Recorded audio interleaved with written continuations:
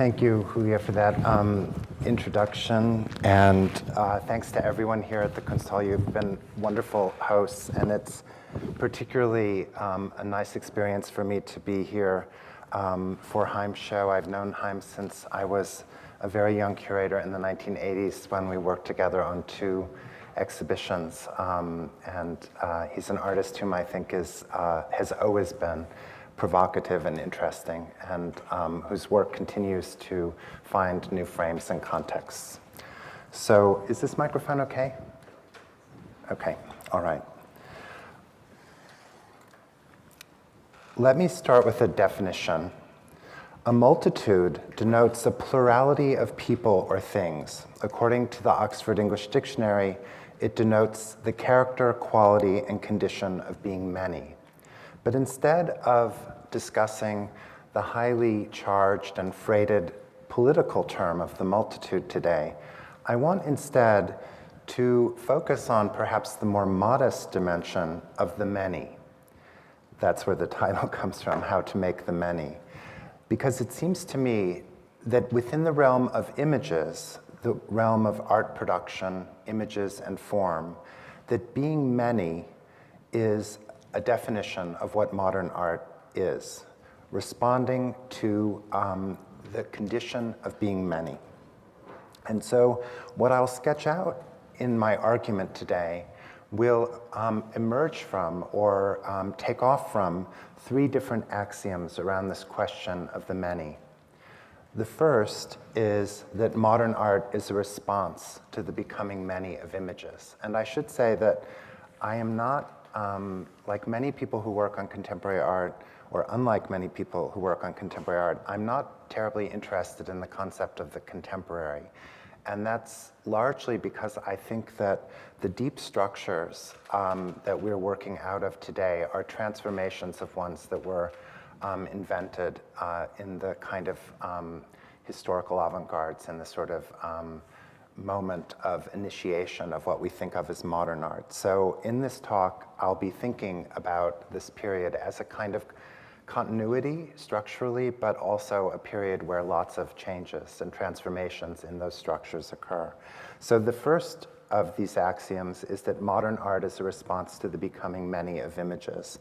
And here is a very classical example of this that is drawn from, among other people, conveniently Foucault, who talked about Edouard Manet's Olympia as being one of the first museum paintings. In other words, it drawing on the encyclopedic, or at least the Eurocentric notion of, and I include my own country, the United States, in that notion of an encyclopedic collection of works of art from which to draw, so that any painting must, in a sense, take account of the entire museum as a discursive structure.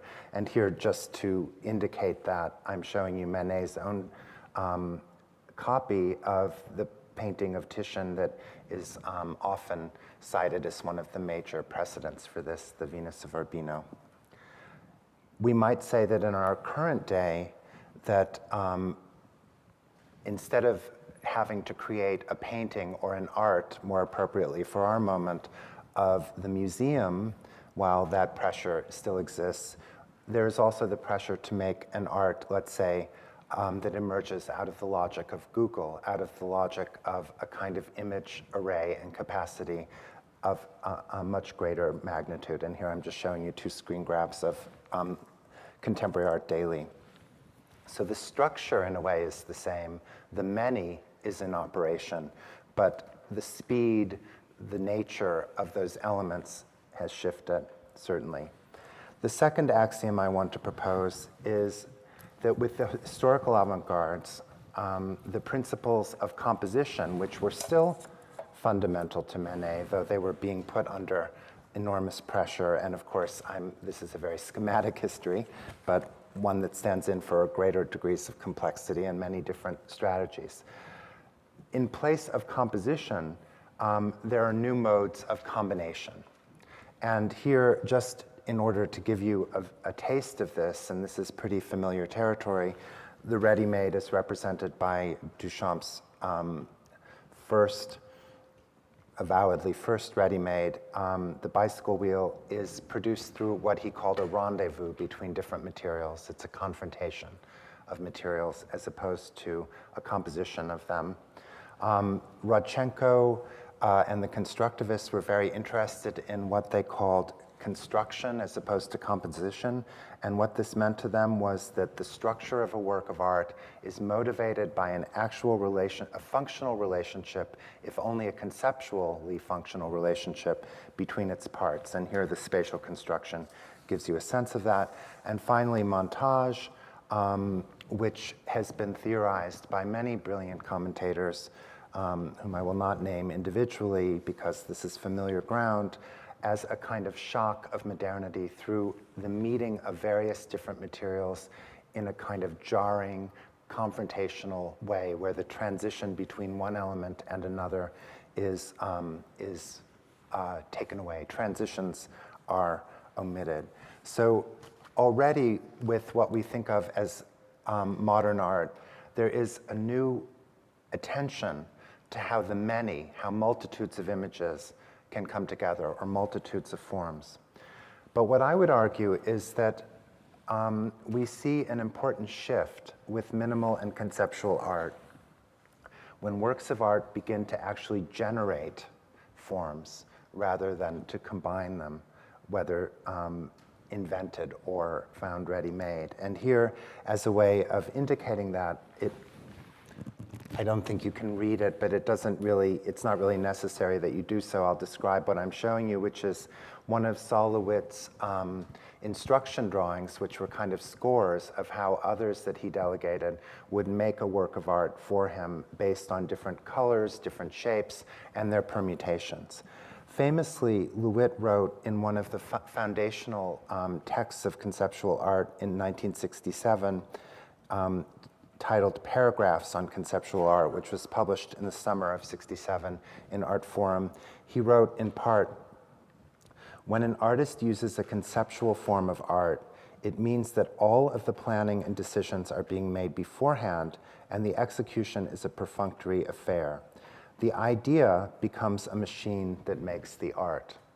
So instead of dwelling on many of the interesting things that is said about conceptual art in terms of its dematerialization, in terms of its using the language of bureaucracy, all of which I think are true, I want to focus instead on the idea that in conceptual art, an idea generates the forms.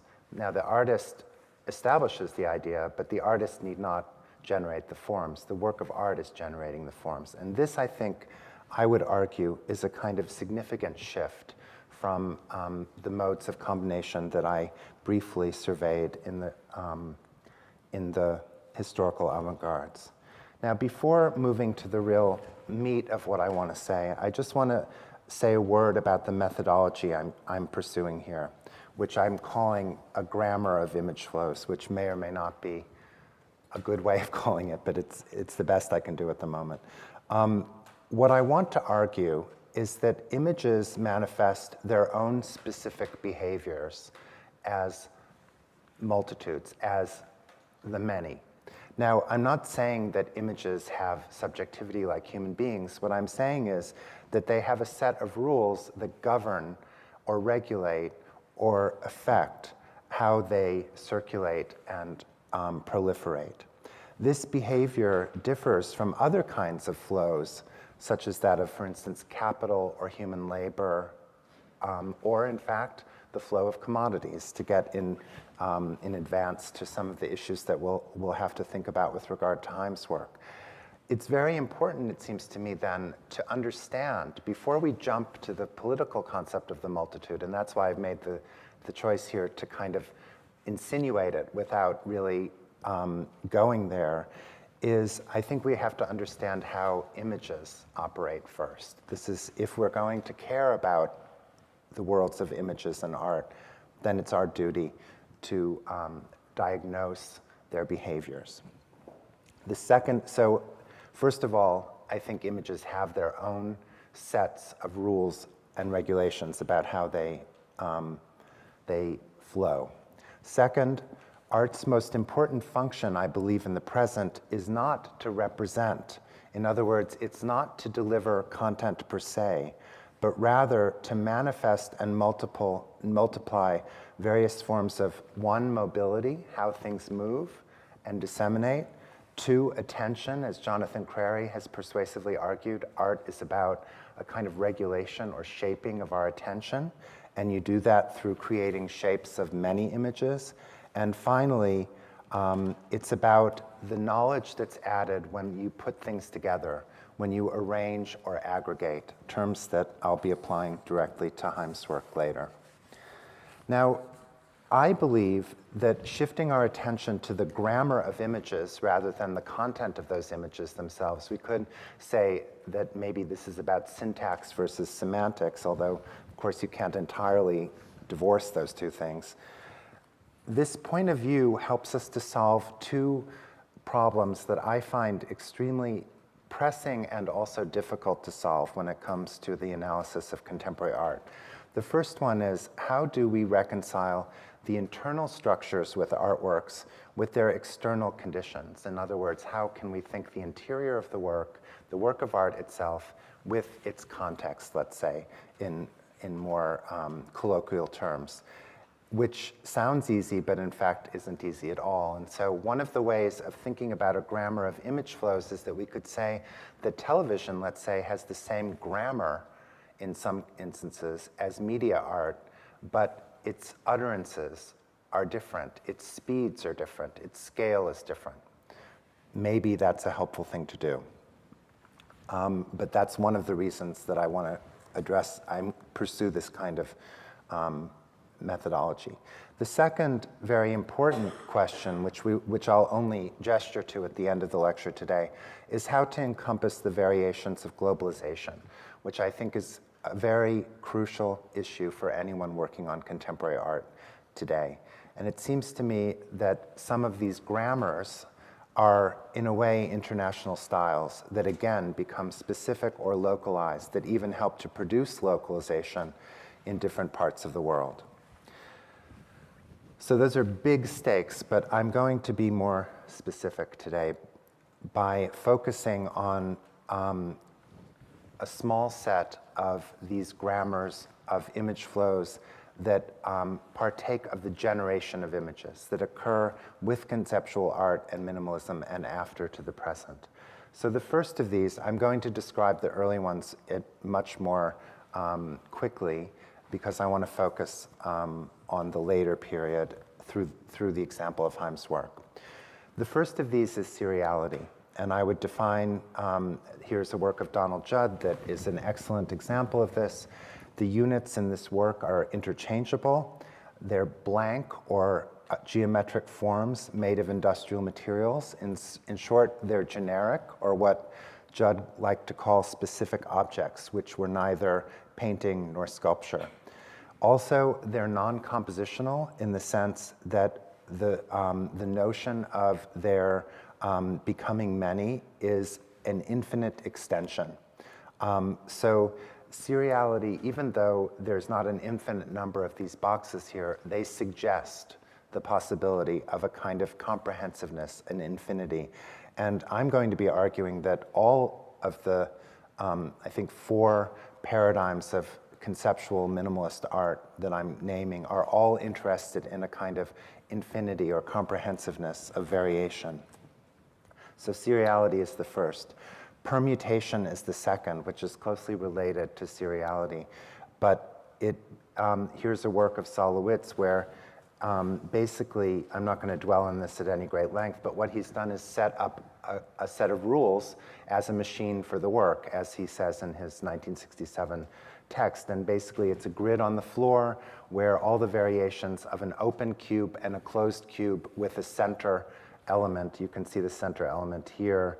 Here's a closed center with an open surround and vice versa. And the grid plays out all the various possibilities within this set of rules.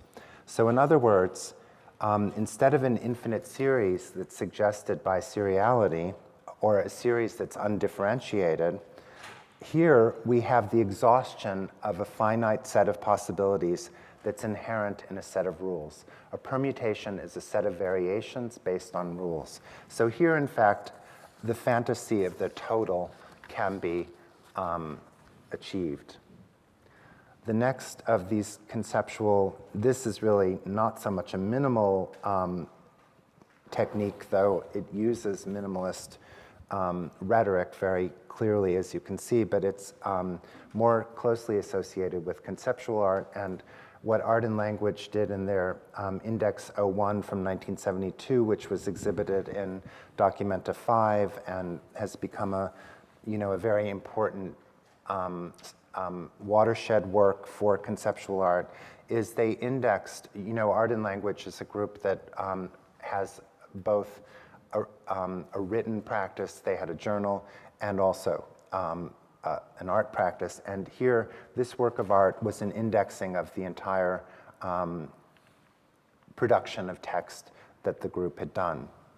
So here, instead of the neutral element that is geometric that we saw in Judd and Lewitt, we have a neutral element that one could say is alphabetic, where the index is based on the classification of materials based on their alphabetical order by title.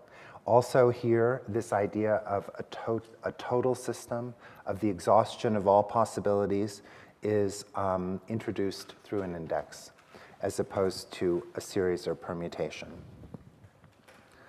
Then the final of these earlier grammars developed in the very sort of productive decade of the 60s and early 70s is Berndt and Hillebecker's famous projects, photographic projects. Here, there is a classification of images, as in the index, but instead of texts, what is being classified is a type, is a visual element. And the visual element, though, is here clearly meant to be a document. It takes on the look and rhetoric of legal records ranging from identity photographs to real estate assessments. And what the artists are doing is, in theory, representing every possible example of a particular type. So here, that notion of an infinite totalizing system that is not ever achievable, but is the horizon of possibility for the work, is also present, as in the other models. But instead of organizing possibilities or already existing materials as an index, here a typology is being created, which means that the many is being reduced to the singular through its organization into a type.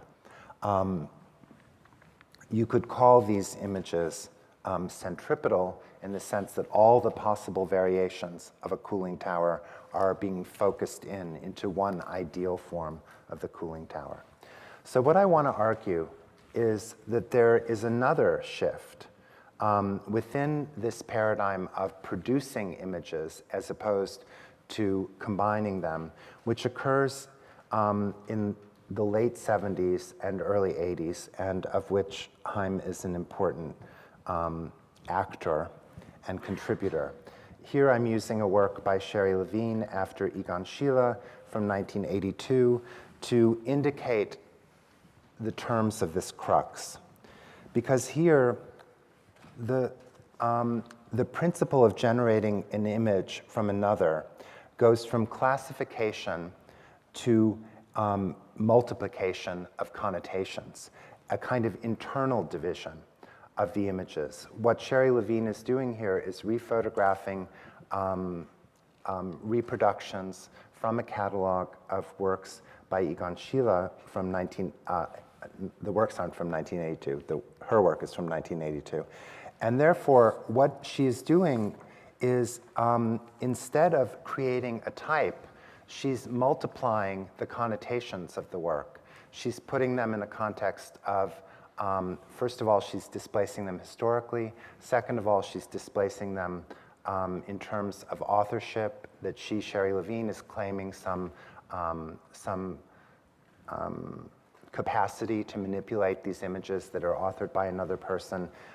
She is also displacing the photographic and the painterly. These are reproductions of reproductions. So there are many ways in which she is thinking about the proliferation of the image, the proliferation through authorship, through temporal moments of origin, and through medium, photography, painting, rephotography, etc. Now, the very important art critic, whom actually Haim mentioned yesterday in the press conference, if any of you were here, Craig Owens, made a very persuasive and influential argument during this period that this kind of strategy that Levine and many others were pursuing was allegorical. And I'm not going to get into the very complex terms of allegory, except to quote what I think of as a very concise and actually quite accurate, in my limited understanding of this rhetorical figure of allegory. When Owens writes, "Let us say that allegory occurs whenever one text is doubled by another." And this, let me just give you the date of this, which is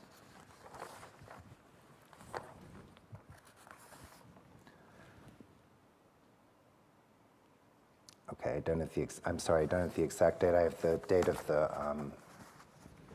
anthology, but if anyone needs to know, I can find out for you later. At any rate, this is just during this period that Owens is arguing that what the allegorical is the projection of one image over another. This is a very different model of proliferation from that of permutation, seriality, typology, and indexing. So an artist like John Baldessari was introducing the question of allegory quite directly in his work in the late 1970s. And what's interesting about Baldessari's work is that in many ways it is a truly transitional work between the model of conceptual art and a kind of focus on image, allegory, and aggregation, which comes after it.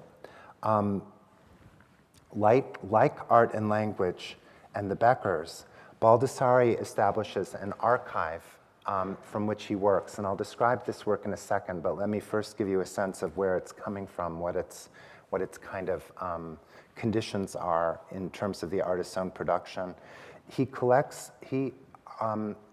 Baldessari maintained at this point an enormous archive collected from photographs he made himself or others made for him from television screens and film stills, in other words, photographs representing films that he either bought in Hollywood stores, he lives in Los Angeles, or acquired in other ways. So he himself and had his assistants label each one of these works, which were also categorized by color. Some of them had gels and were full color. Some of them, were one color. Some of them were entirely in color, and some in black and white. So he worked from an archive. But what he did is, instead of creating a set of rules that were hard and fast, he established means of creating sentences from these images. And here you can, I don't know if you can see, but this image says begin on it. This one says stop, so there's a kind of opposition. This one says weighing. This one says balancing, and it equals stasis. So I'm not going to go into deep analysis of this work, just to say that what begins to happen is that the proliferation of new images, i.e. Baldessari's work, and new meanings from the images that already exist from A, film, and B, film stills that have then been archived, are being established here as a kind of sentence or equation or a semiotic unit. And you can see this through these forms of punctuation here, here, here, and here that are somewhat mystifying, but nonetheless give the sense that for Baldessari, there's a semiotic logic that is established within and among pictures by which they generate new pictures. Now I want to talk about a paradigm that begins around the same time and that Haim's work for me represents, as well as certain other artists, but has also been sustained and is quite lively in its practices right to this moment. I'm going to focus on this earlier work, but Haim's later work, and particularly the kind of assemblage of the entire exhibition upstairs. We'll get, I hope that we'll talk about this when we have our conversation after my remarks, also takes this notion to a much bigger scale. So, like Baldessari, Steinbach describes his work sometimes in terms of sentences. And indeed, these sentences, which are composed of objects as opposed to being composed of images which are archived, is one way of thinking of them. But I want to think of them instead, in part because of their use of objects, and in part because of their lack of the kind of diacritical apparatus that Baldessari is using. That's just a very wordy way of saying the punctuation, is putting it into a determined and specific set of relations, even if those relations are somewhat hard to read. Of course, Baldessari himself gives that up later, but there are no diacritical marks here telling us what equals what. Rather, I would argue that it's instructive to think of this as an aggregate. And I'll go back again to the dictionary for a definition from which to launch this reading. An aggregate, according to the Oxford English Dictionary, is constituted by the collection of many particles or units into one body, mass, or amount, collective, whole, total. In legal terms, an aggregate is, quote, composed of many individuals united into one association. And grammatically, it signifies collective. So in fact, an aggregate is a very useful term for me, because what it does is it allows us to think the units as still separate, and yet what they compose together, or I should say what they constitute together, to avoid the loaded term of composition, which I tried to reject earlier on in the lecture. What they constitute together is still something that has its own sense of a whole, a totality, or a collective. It's this idea of parts with their own autonomy and a collective that has its own agency that is very important here. And those of you who do want to think about the political concept of the multitude will perhaps recognize those two terms of singularity and acting in concert as being, in fact, inherent in the definition of an aggregate. Now, one of the most, I want to move back to, in a way, well, I want to reference how these works were sometimes misunderstood during the 1980s. Well, I want actually to undo rather than reference that by thinking about Guy Debord's arguments in the Society of the Spectacle from 1967 in a way that they are not usually brought up. Usually, the spectacle is thought of as a monolithic, oppressive system, which after all is what that is based on the commodification of visual associations between human beings. This, in fact, is the prevailing notion that the Society of the Spectacle puts forward. But if one reads this book closely, one begins to see other dimensions of Debord's article that are more complex. And I'm going to read a slightly longer quote than this one, but this is the important passage for me. So we'll get to it in a sentence or two. This is from those of you who know the Society of the Spectacle. It's organized into paragraphs, and this is from paragraph 65. The claims jostling for position on the stage of the affluent economy's integrated spectacle are not always compatible. However, similarly, and this is where what I'm showing you on the screen starts, so you can follow along. Different star commodities simultaneously promote conflicting approaches to the organization of society.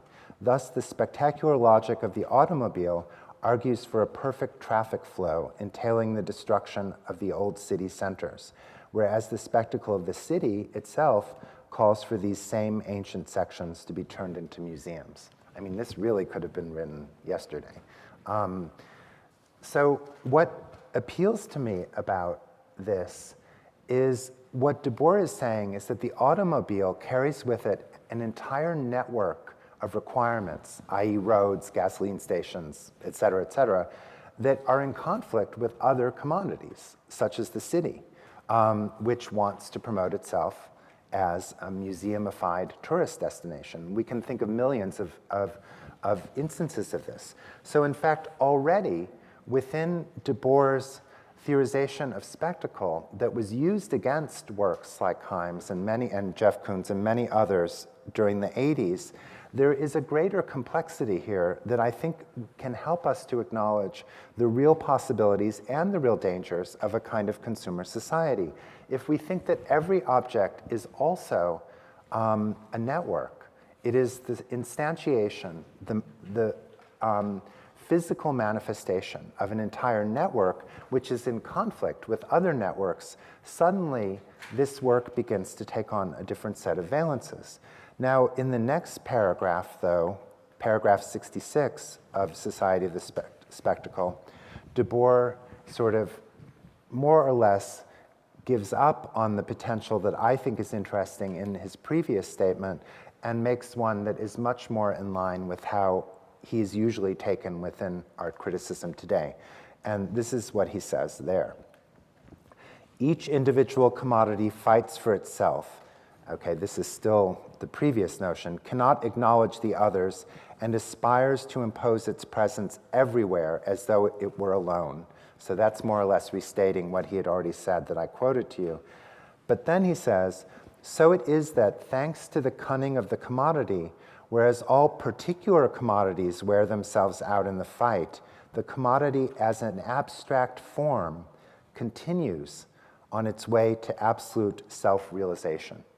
So the individual commodity might fight among itself, but the aggregate might also be an abstract commodity form. And here I'm using a different kind of commercial aggregate here, the notion of the art fair, which is also an aggregate, right, with separate booths inside and different things being shown.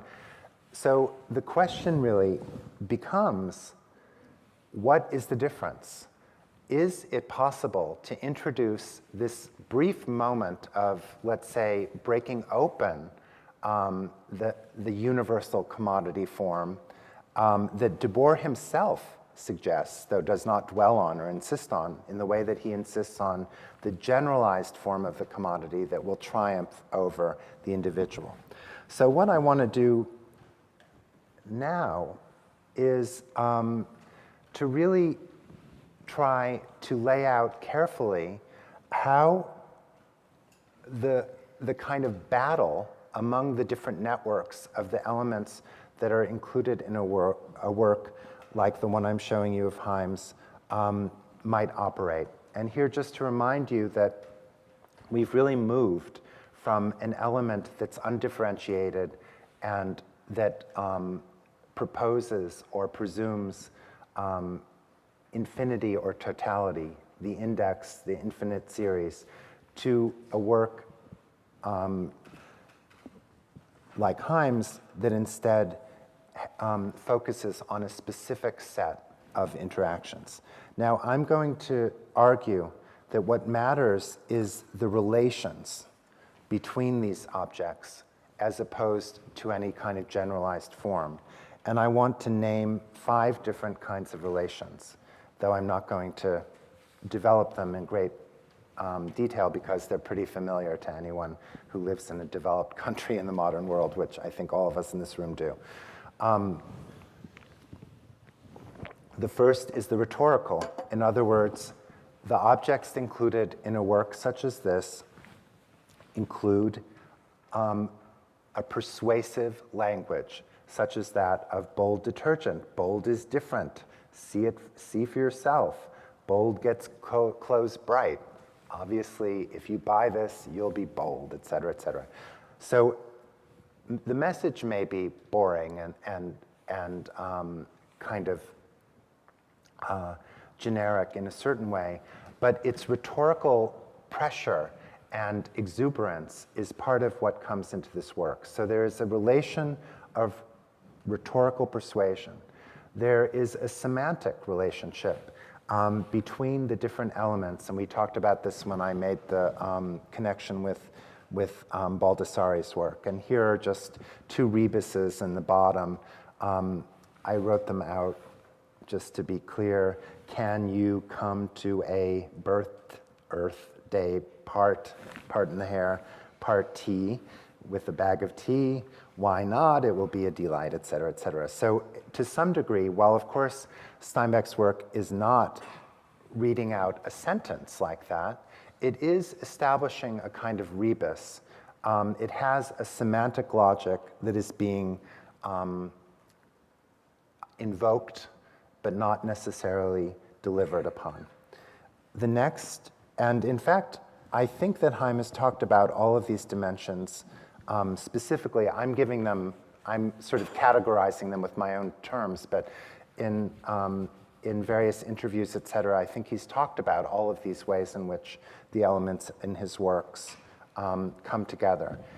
The third I want to propose is the rhythmic, and here this is about ways in which repetition and variation are established in terms of the laying out of the different works. And here I'm showing you John Cage's one of his many wonderful scores for piano from 1960.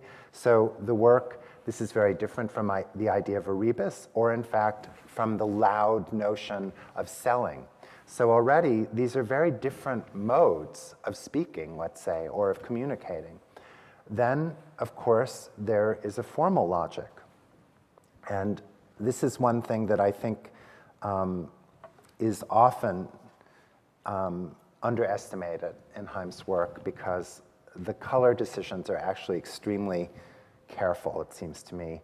And here, who could resist the Kazimir Malevich example here? But there is a way in which relations between these forms are established across color that have nothing to do with their rhetoric, their rhythm, or their semantics. And then finally, and perhaps most importantly, and in a way, this interobjective, I'm not sure it's a separate category. It may be the umbrella category, but anyway, I'm not a logician, so I can get away with having categories that aren't consistent.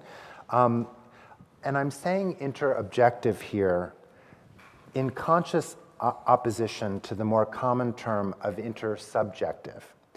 This is because I feel like the interaction of objects in the way that philosophers associated with speculative realism have recently been theorizing them, which are outside of or surrounding human activity, such as if you think about global warming as a hyperobject, as Timothy Morton has recently written.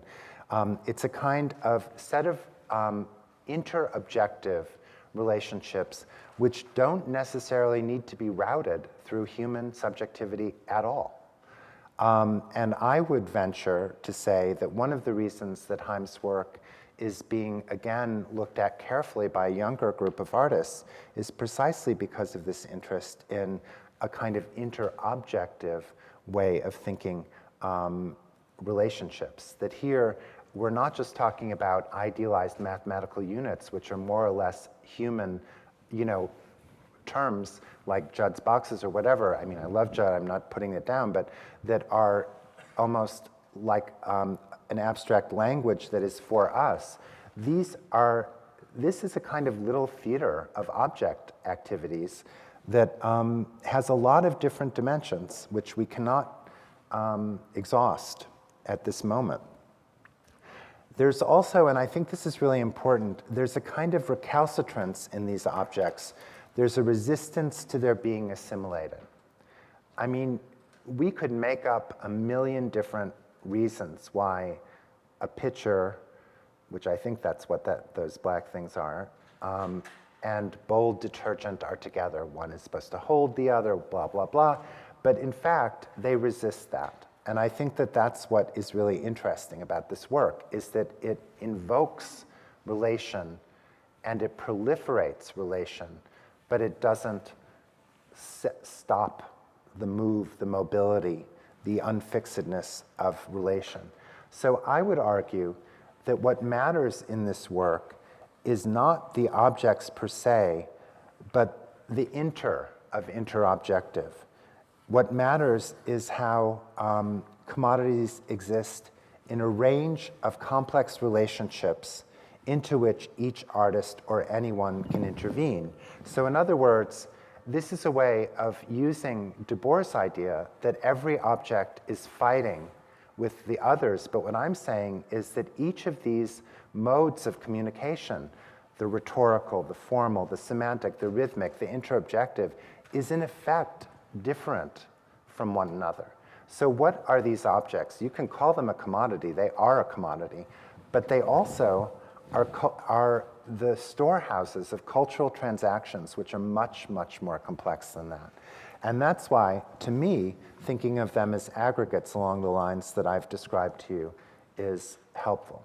Now, I'm going to say just the shortest word about each of these other examples before concluding, because I want us to have a full half hour to talk together.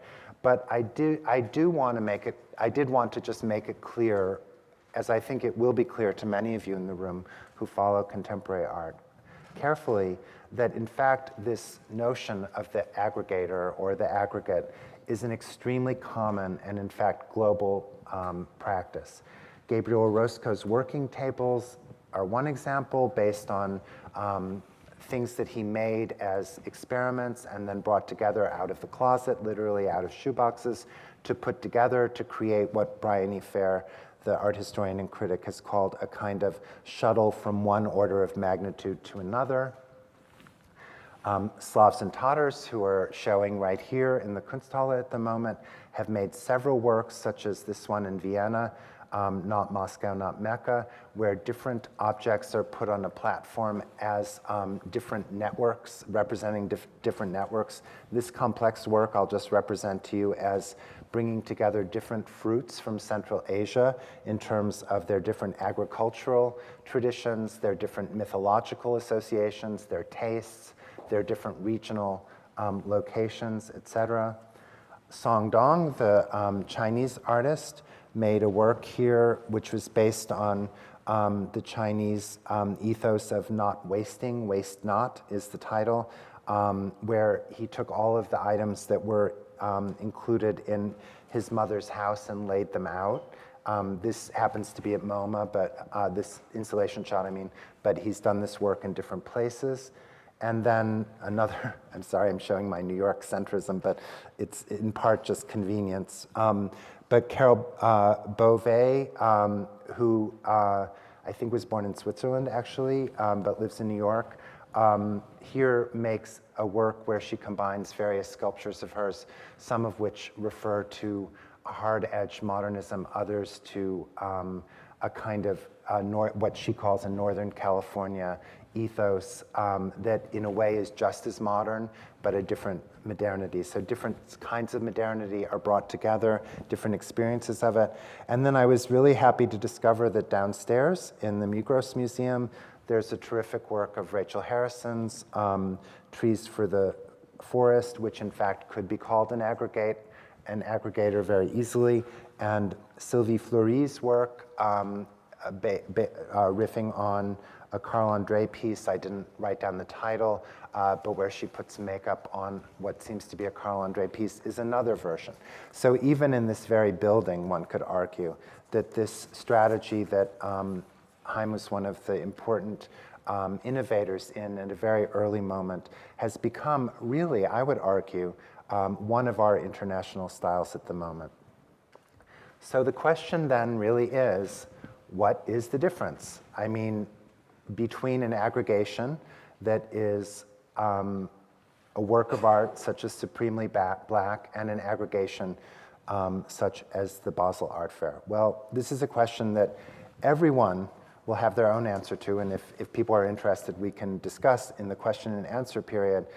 But what I want to argue is that the differences and what makes an aggregate depends on the quality and the complexity of the relationships it establishes, like those that I've thought about, and there are many others that we could think about with regard to Haim's work and others, such as, I realize I didn't really think about sexuality here, which is also a strong undercurrent, and there are others I'm sure that I omitted as well. These relationships then are more important than the included objects themselves. It is in the disjunctive networks that they produce that what Guy Debord called the spectacle, or what in the 1980s was called simulation, which is very similar, really, can be broken open in order to re-accommodate what is the kind of DNA of the modern, as I've tried to argue, which is the relations of the many. So thank you, and I think we're going to transition right to our discussion, right, Haim? At the table.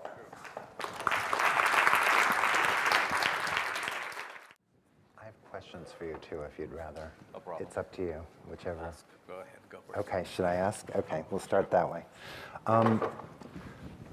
Okay, so sort of along the lines of the argument I was trying to make,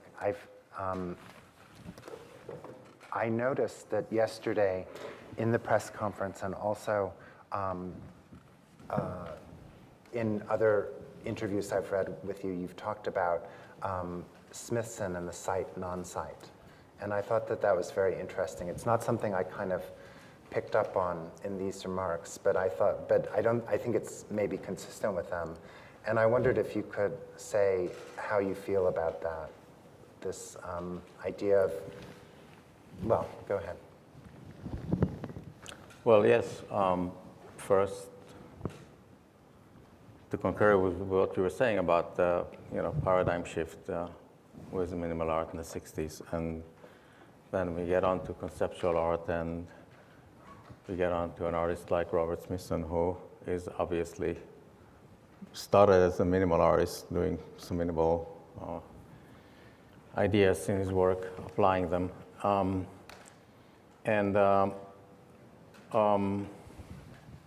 you talk about aggregates. Another word would be collection. Yeah. People collect. Everybody collects, or everybody doesn't, depending. Have you thought about what it means to collect? Do you collect? Are you a collector? And so,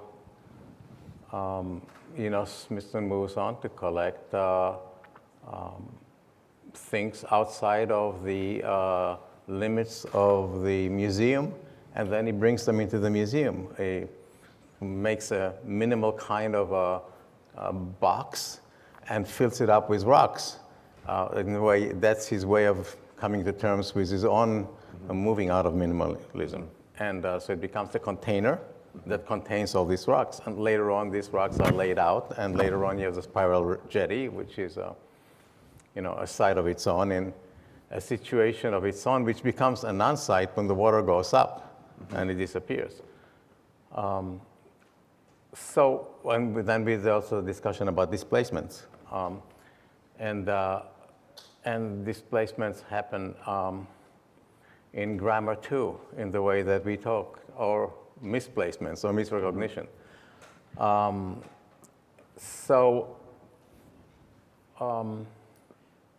Yeah, the placed and the displaced, and then how we define a place, or as Marc Auger then will talk about non-places and gets into another discussion. So for me, Smithson was very important. At the beginning, not in such a conscious way, but as my work, as I was beginning to bring objects from people's homes, from my place or from the store, into my studio, and then later on into the gallery, and then later on to the museum when the opportunity presents itself, I became more aware that, in a sense, I am, of course, have been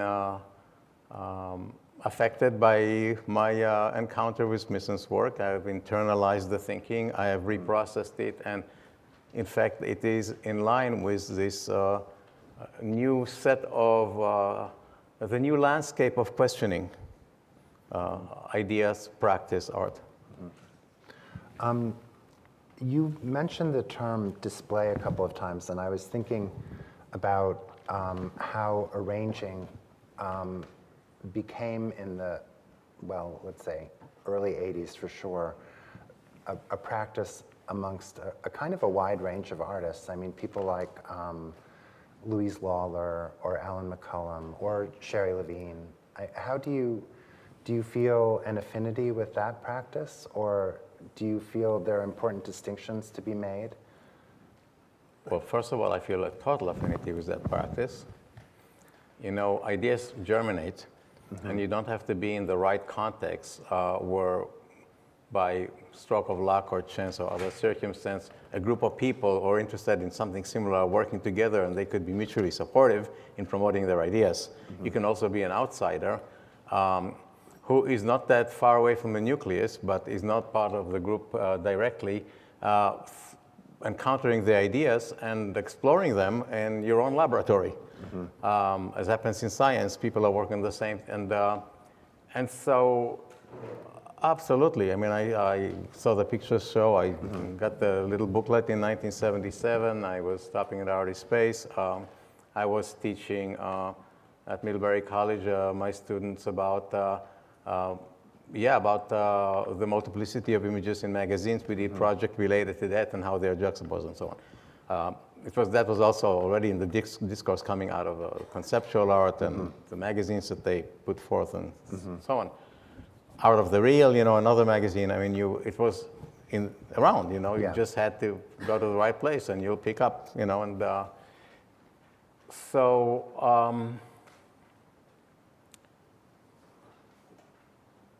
So what was interesting was, what the differences are, you know, with Louise and Sherry is that at that point they were working with pictures and maybe repetition and these other issues, and collection and collectivity, which parallels what I do. But I was getting my hands on objects, and I think there was some difficulty with that, which I think is really interesting to look into. So for instance, so I had my short Artist Space with the display number 7, that's here, in 1979. A guy by the name of Rags Watkin, who was Helene's right-hand person, came to my studio. And he said, I have to bring Helene over, you know, I think she might be interested. And she came and she offered me a show. And there was a kind of a feeling from Helene like, yeah, you know, this is onto something. And, you know, she introduced me to a few people and so on. But what was interesting is that there was a resistance to these objects. They were not pictures. I think, and these other artists were focusing on pictures. I mean, Alan McCullum was doing a lot of things with pictures, and then he had his surrogates, which at that point in time were basically the frames. So it was about pictures, about the absence of the pictures, about the multiplication. All that is parallel, but Alan had people producing these objects. They were not found objects. They were conceptual objects, whatever. As Hal Foster wrote, not since 1900, I mean, he literally moves on from talking about my work and then making a distinction with Alan's practice, and he said, but he withheld the objects. Now, what does that mean? He withheld the objects. And why is that so important to withhold the objects, and I did not withhold the objects? And I think that's the crux of the matter. I think that, so what I think is going on is that when the object is theorized and abstracted in that kind of way of withholding an image but creating a kind of a hallowed representation, which it is a representation in a sense, because when you're producing an object after an object, you're doing a representation. My work is about presentation, not about representation. And again, that distinction was not noticed and discussed or brought forth by anybody until years later. the idea of display and the term display in itself is about presentation. I mean, you display things, to show the goods, to see what's available, or to just express yourself as you arrange things in the house and you don't think you're displaying anything, or when you get dressed. There's an aspect of display there too. I mean, there's drama, it's all part of our reality, is how we fictionalize things and sing songs,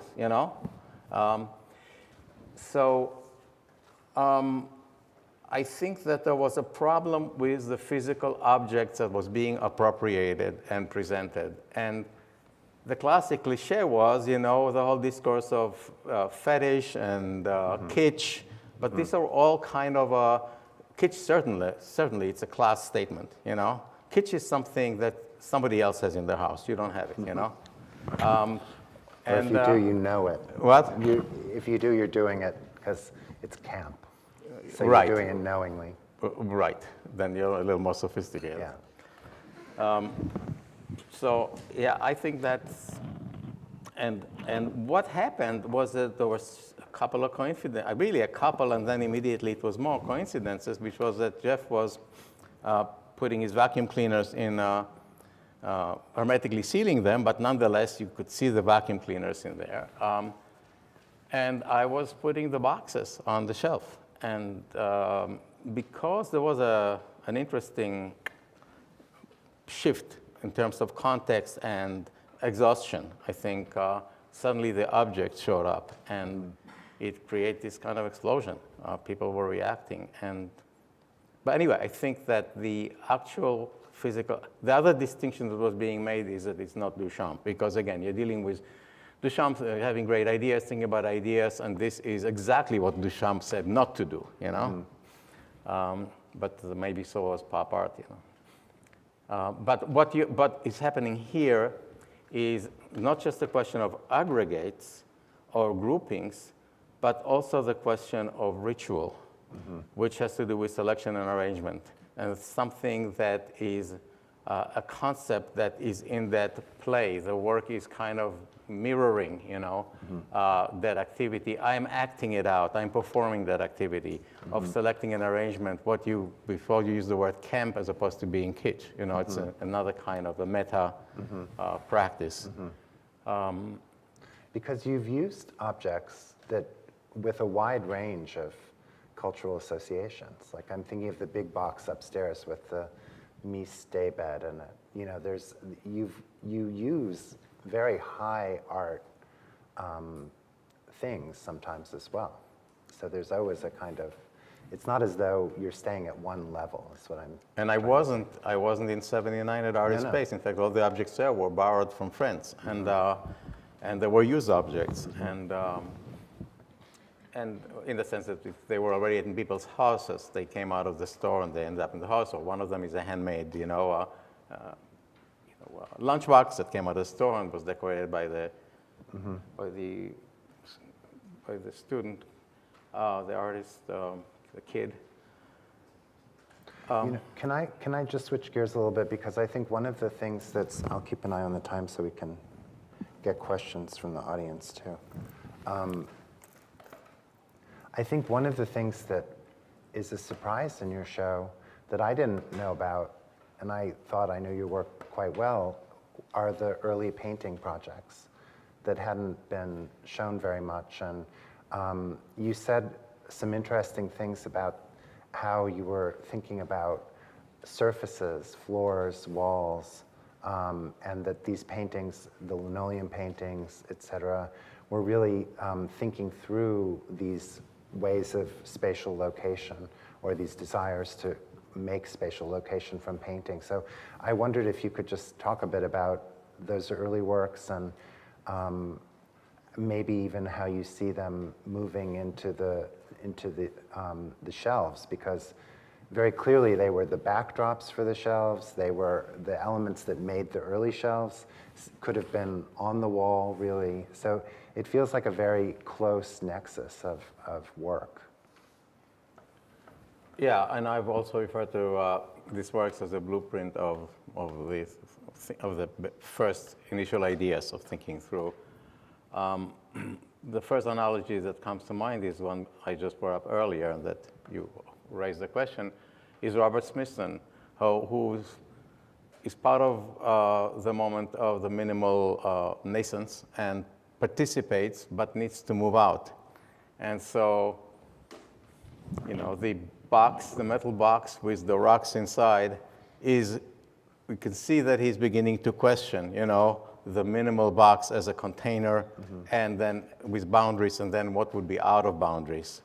And then it goes out. And for me, I was starting in 1970, I began to move away. Before 1970, I was painting. I was a painter. But my paintings have become, by 1970, more and more reduced, but they were more hands-on. And so I was thinking my way through out of, my earlier exposure to Cubist ideas and modernism and Mondrian and surrealism and so on. So I kind of worked my way through, and I was getting to this moment of coming head-on with the minimal ideas and questioning them the way we artists do through our work. Sometimes we write notes and have ideas, but then it's the work that we the language we work with. So the idea of the painting as an object, at that point, when I got to that point, I began not anymore to use a big brush to create a flat surface, but a spray gun to just create a finished surface. And at that point, I took on the grid, because the grid is kind of, again, the main element, with minimal art. And of course, I wanted to play around with that too at that point, because that was so essential, So what can I do with a grid? And I was at that point, I was accepted to Yale University, and as the first student show, as the new arriving students, I had a very, very big painting. I don't have these works here, based on the grid, and it had blocks that were the measure themselves by some of the cubes, but a certain number of cubes. They're all the same, and they were repeating and moving across the painting. The painting was sprayed black, and the blocks revealed the canvas underneath when I lifted up the tape.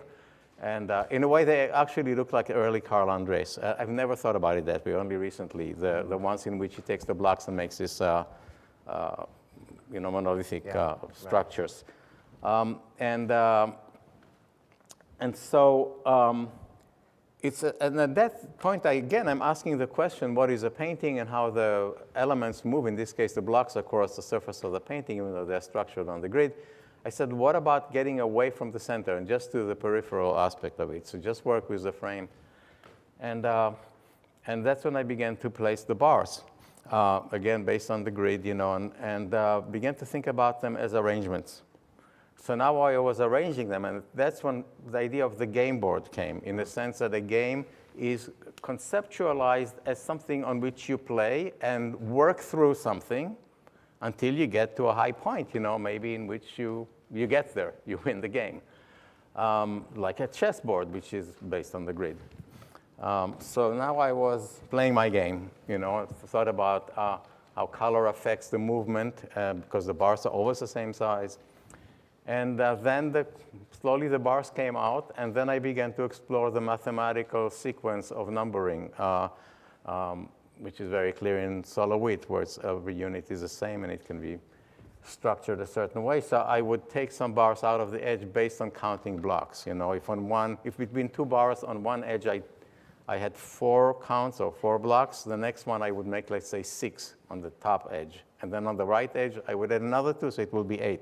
So the spacing between the bars would, until sometimes when the number, sometimes I multiplied the number and became so big that on the last edge, you couldn't fit the 2 because there were not enough blocks in the measurement. So the last one disappeared. And that, I don't know. So anyway, then that led to the moment of the whole idea. I got bored with spraying canvases, And I thought, what about another surface? And I was standing on a linoleum floor, and I was going, I'm standing on a painting. Okay, one last question from me. The way the installation works here is really, really interesting how it regulates the way you see various works. It kind of gathers some works together, it seems to spotlight other works from different angles. Of course, it depends on where you're standing. And also, I'm really interested, this is a slightly different question, really, so I guess it's two, but all of the ways that you use the kind of structure and the drywall, you know, as different kinds of grids. Like there's, what are the names for those, the metal elements? The studs. They're the studs. They have their grid. Then the drywall sometimes is a grid, sometimes it isn't a grid. So it also suggests this way in which there are layers and degrees to which things move, let's say, from the floor or the wall into the works. But are you also interested in creating specific views, almost like a kind of, well, this is a risk to call this, but like a landscape view on some level, you know, that you've got, or you're reintroducing perspective in some of them, it seems to me almost? It's about navigating through space that has its limitations, as all spaces that we exist in have, and it depends on what institution it is and so on, how the floor plan is laid out, where the windows are and so on. So it's a question of how do we experience objects because of the great spaces that we are in, and how do we experience objects in other places, like in people's homes, where you know, there may be furniture on the wall, there may be a bookcase on the wall, and there may be an object near it, and a table, and a lamp,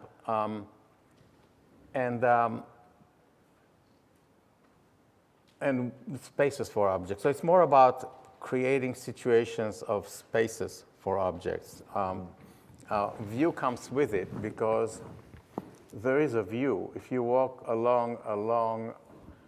if you walk on the sidewalk along a wall that's about 1.5 meters high, because there's a house on the other side, or maybe there's earth on top of it that it's holding, and then you reach the corner of the street, suddenly the view opens, and there's something else happening. And now you've been walking along that wall for a while, and it creates a psychology, a sense, a space, a sense. You know, we are aware when we are walking along a wall, that if somebody is going to come behind us, we can't go right. It's on the right side. We can run into the street or run straight down, right? Intuitively, we know these things. We know what space we are in. You know, we know there's a big wall here. We know there might be somebody up there. We know somebody maybe a kid would throw some earth down or something. You know, we don't think about these things, but somewhere in our vocabulary of experiences, we know where we are. So it's how you experience, how you enter. This becomes very important. You know, making spaces for the objects and questioning what can happen to the object because of the space. So it's not just context, you know, could be many, but it's also psychological space. I think we should see if there are questions from the audience.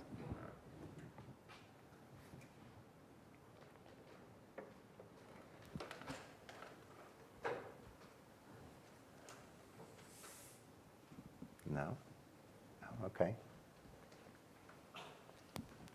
Actually, my question would rather be concerning your the paper you gave, and also referring to your article in October about aggregates. Yeah. So I was thinking about this notion of the aggregate, and we were discussing your article in a seminar I taught at university. So one thing we were discussing was, is the aggregate something which is a characteristics of every post-medium or of the post-medium condition, whereas in Art After Art, as far as I remember, you turn away from this post-medium condition notion, and is not every installation then an aggregate? This is one question, and then I would have another one concerning the relation you gave us and asking for the difference between the aggregate of Art Basel or a Biennale and the aggregate as, well, let's say an artwork in rather installation form. So we were also discussing why defining those two things as an aggregate, or why defining the contemporary as an aggregate, which then contains other aggregates, and which somehow contains, if I got you right, an international style. So why are you actually aiming at defining the contemporary, which you said is something which is a whole containing individuals, or with Smith one could say containing somehow antinomies, but at the same time trying to then define something like a style, although I understand your definition of international style, of course, also like something which you would define an aggregate. Okay, so for the first question, wouldn't every installation be an aggregate? I would say not, no, because the definition that I want to put forward of an aggregate is a set of elements that maintain some kind of singularity, but can act in common, exist in a common space. And I don't think in every installation that's how that works. So often, that's why something like the working table or the or Haim shelves, or it needs a kind of platform, as it were. Now, many installations might be thought to have that, but I think that what I mean by an aggregate is a work that creates a platform for singular things to work in common. And that would be a more, that would exclude a lot of things that are spatial installations.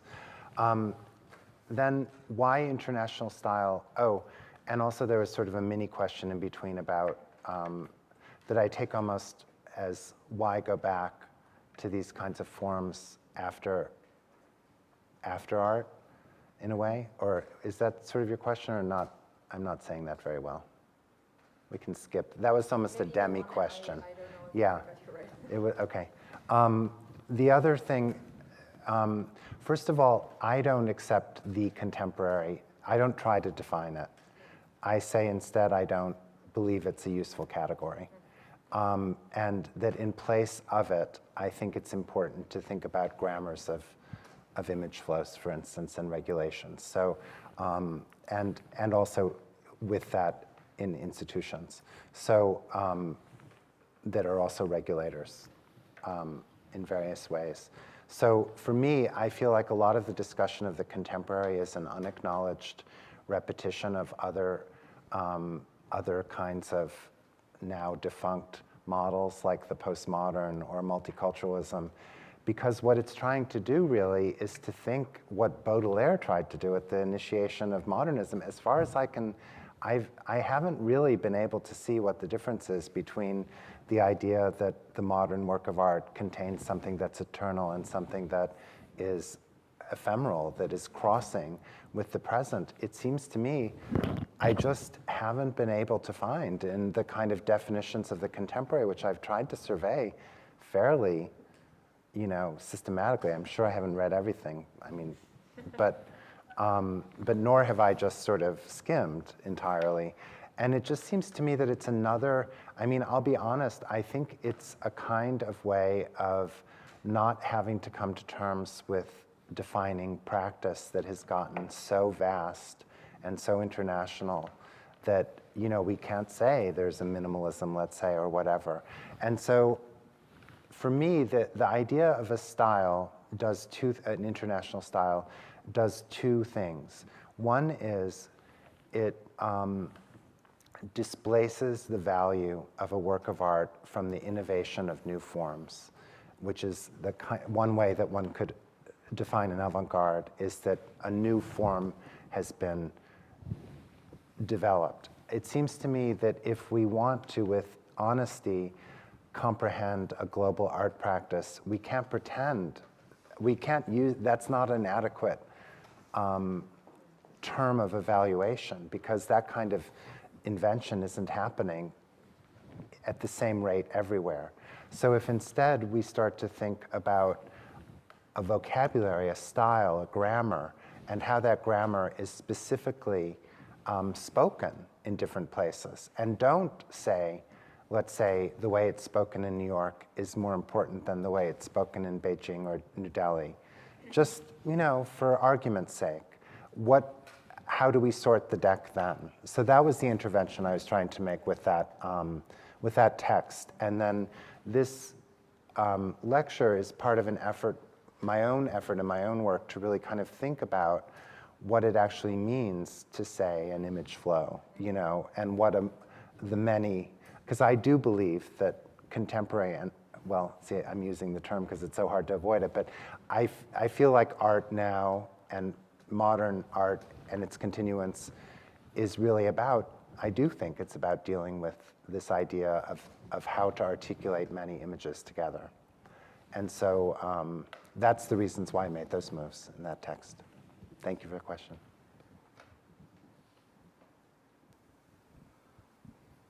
I also have a question that is concerned with the term aggregate. Maybe it's just a question regarding in what you said in the beginning of your talk. You said you wanted to find out certain characteristics images in themselves have in order that they can flow. Mm-hmm. But you would like to distinguish those characteristics of the image in itself from, let's say, the flow of capital or labor. Mm-hmm. But then when you make the comparison between, like, what is the structure of an art fair? Why does it look like that? I mean, why are there those booths? And, you know, like, how much do they cost and so on? I mean, there are certain kind of parameters that are economical that make the art fair an aggregate, obviously, right? Yeah. And so there are, of course, laws, maybe economic laws, that define the shape or the form, let's say the form of the art fair. Yeah. So the form, like the aggregate would be something then, is it something then inherent to the image in distinction to, let's say, a form that capital produces? Yeah, no, it's an excellent question, and you're absolutely right. And I mean, I'll be the first to say that you can't extract questions of money from art right now. I mean, it's impossible, obviously. However, I did say that because I think that what's important is to first, as a first step, to understand how images operate. And a second step will be to say, okay, they're absolutely collapsed into capital. I don't think so. They're very close to capital in a variety of ways. That's probably the case. But it's almost like this is a step that allows us to think what images can do without instantly going to how they're conditioned by capital. So it's a heuristic, and I admit it. I mean, it's an artificial separation of things. However, I think the use value for me as a kind of thought experiment or as a procedure is that then you can think, well, where in fact do images possibly, or maybe I shouldn't say images, but artworks have an agency that is outside of capital somehow, or that cuts through it, et cetera. Because I think now the intimacy is so assumed and so suffocating in a certain way that we almost have to, well, I feel, I shouldn't pluralize it, I feel like I want to give myself the chance to think what those structures are before as a prior moment. So, you know, I totally respect if you think that's the wrong move, but it is a move that I'm making on purpose, knowing that in fact you're right, that there are tons of connections there that, that one has to acknowledge in a fuller account. Thank you.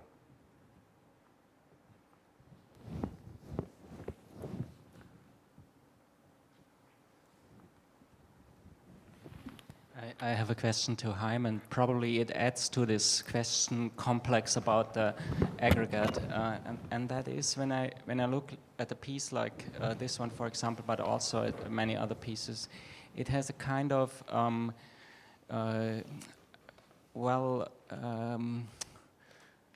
now I'm lacking the English words. It looks so extremely static in a way, so stabilized, so like shock frozen or so. And this seems to me to be something like a, I don't know if this is the right word, formal quality of the kind of combination of these works. And I would like to ask how you feel, in which moment, with the choice of which objects, materials, colors, you found such a moment where the thing's getting stable and is getting this quality that perhaps also defines it as an aggregate that is an aggregate of a different kind than the Art Basel. I'm a little confused because of stable and frozen. Are not exactly the same. The term frozen is interesting to me because what's frozen is the image.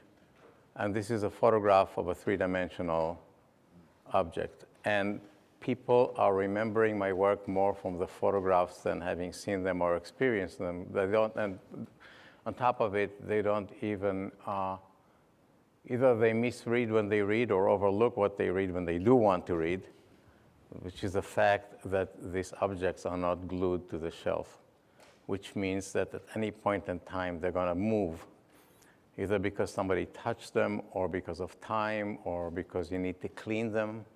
If you want to dust them after a few months and you have to put them back, and do you really want to look at the instructions again? And it all depends where it is and who is handling it. So what is not frozen is what this is, which is different than what is represented of it. Now you could say, well, why do you always represent them in this kind of structure? Why don't you let them loose? And the reason is because when you start to play chess, all the pieces are going in one place. You don't put them all over the place. And that's the way it sits. If you go to somebody who plays chess and they have a chess table someplace in a corner with two comfortable chairs, usually when they organize it again and not using it for a while, all the pieces are going in that place. They're ready to be used. So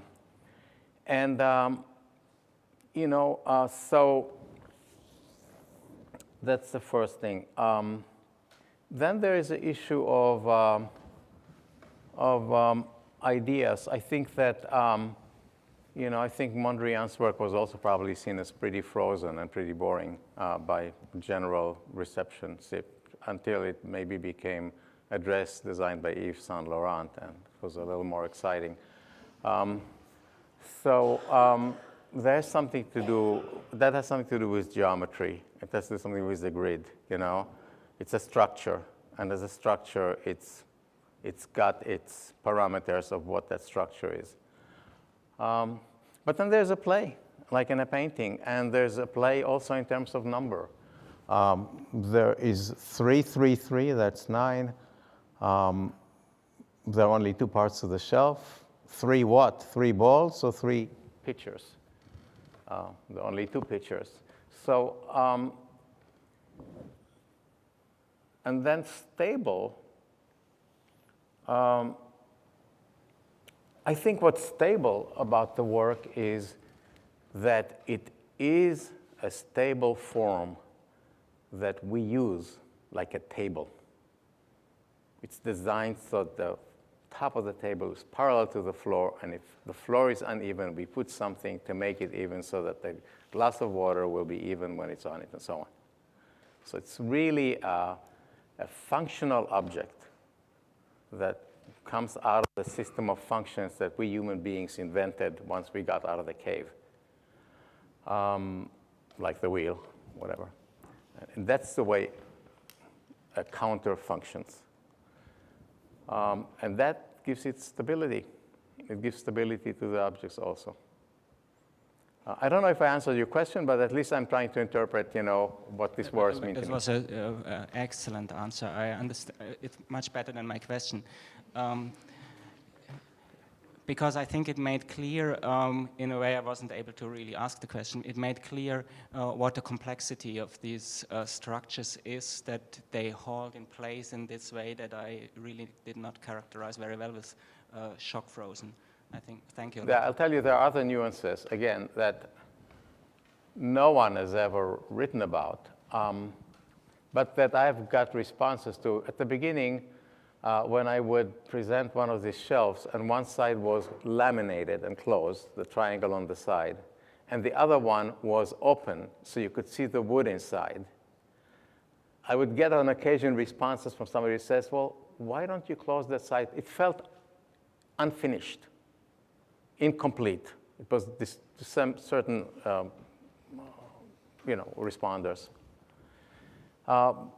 But conceptually, that was also a way of, the shelf itself is a model, that reveals its own structure. And that was very important to me. Because when you look at that object, you see it through its form and surface and color. But you don't know, if it's a complete object like this picture up there, you don't know what it really is made of until it falls and you realize that the inside is white, that the clay was white, and that the patina outside melted into black, and so on. So anyway, it's just another example of a play of raising questions about how an object functions. Yeah. Is that also what's going on with the walls and in your displays? Almost like you're leaving the end of the wall, the behind of the wall open? Is that Yes. comes from the shelf into the wall? It's a play with that. Yeah. What's on the surface? What's behind the surface? What's a wall? What we expose? What don't we expose? And what kind of space does it does? The back of the wall, if the back of the wall is left open and you come to the other side of the wall and you see the studs on the back of the sheetrock, it's got a psychology. It evokes things, right? It may evoke the wall in the basement that was not finished because it was not going to have a function of that kind. These things are become important in terms of approaching, experiencing a space and the context and how things are presented and why they are presented the way they are presented and what other contingent possibilities there are in which they may appear. Okay, I think if there's one more question, if not, we seem to be at our time. One more? Anyone? Okay, last word. Yeah, question to David Joselit, once again coming back to the aggregate. I was wondering, what are the forces that hold aggregates together? Because it seems to me very complicated, because of course there are visual factors, like when you're looking at supremely black, you can see what the rhetorical, the formal, the semantic, and the rhythmic means. But of course, talking about aggregates like an art show or like the Art Basel, there are a lot of factors that you cannot perceive directly, but that of course come together in creating something like an aggregate. Mm-hmm. Well, one of the ways I work, which maybe isn't the best way, is I like to throw things out and then figure it out as I go along. And I've realized, in fact, and actually thinking about these modes of connection, almost magnetic attraction, repulsion within Haim's work, because I've been working on this presentation has had different modalities too, where there are different punchlines. And I've really come to think that the definition I've given is that it's a set of singular objects with a common space where they need to act together. But I think what that meaning of acting together is precisely the question. And I don't think it can be generalized. I think what action together is happening here is precisely what Haim was accused of not doing when his work was accused of just giving the object. What I think it's doing is it's giving the kind of catalog of ways that objects can intersect with us, of ways that they can relate.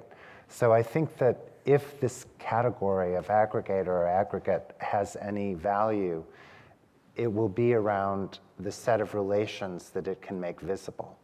And I think that those, again, will have to be, there's certain kind of general structures, but with Slavs and Tartars, for instance, the relation they're trying to create is one that has a kind of geographic scope about bringing together a region of the world that is more or less fallen out of discussion, what they call between the Berlin Wall and the Great Wall of China, how Central Asia becomes the point of negotiation between communism and Islam, which is fascinating. So what they are doing is creating a force field around those world historical concepts and how they enter into objects.